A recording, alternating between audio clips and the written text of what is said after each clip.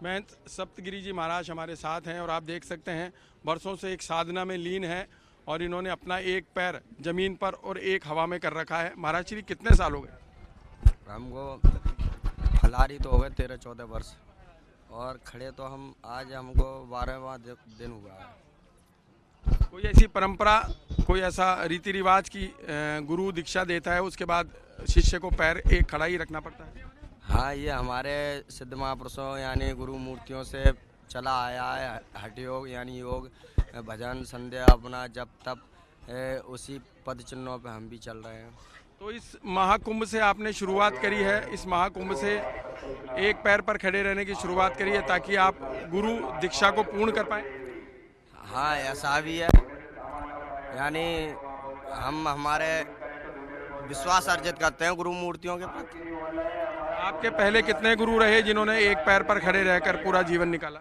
नहीं, हमारे गुरु महाराज जी जिन्होंने हमको यानी ये दीक्षा दी वो तो समर्थन नहीं करते हैं। बाकी हमारे जो पंचगुरु जब दीक्षा देते हैं तो पंचगुरु होते हैं, उनमें से ये गुरु महाराज ने हमको ये दीक्षा दी, बोले तुम खड़े हो जाओ, तुम बहुत दिन फलारी हो गए, अब खड़े हो जाओ, यानी खड़ेश्वरी तपस्या का संकल्प कराया। बोले पहले तो हमने बगैर संकल्प का ही तपस्या किया, फिर बोले बगैर संकल्प के यानी पुण्य नहीं होता है किसी भी जप का तप का, क्या तो फिर यानी संकल्प लिया और अब कर रहे हैं।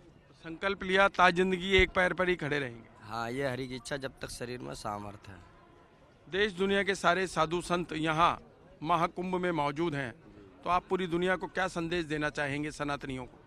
सभी सनातनियों को संदेश देना चाहते हैं, अच्छी बात है। आपने इस योग्य समझा तो हम संदेश देते हैं समाज के लिए, संसार के लिए, कि आज हमारे समाज में भाषा का बहुत बड़ा परिवर्तन हो गया है।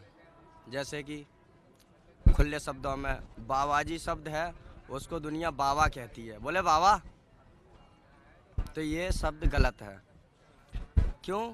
बाबा जो होते हैं वो हमारे घर में जो हमारे पिता के पिता होते हैं वो होते हैं बाबा, और जो बाबाजी होते हैं यानी वो जग बाबा जो होते हैं वो बाबाजी होते हैं, क्या तो यानी हमारे शब्दों में जैसे भोजन के लिए हम खाना बोलते हैं, क्या तो खाना शब्द हमारी पद्धति का नहीं है, तो हमारी पद्धति का यानी शब्द है भोजन।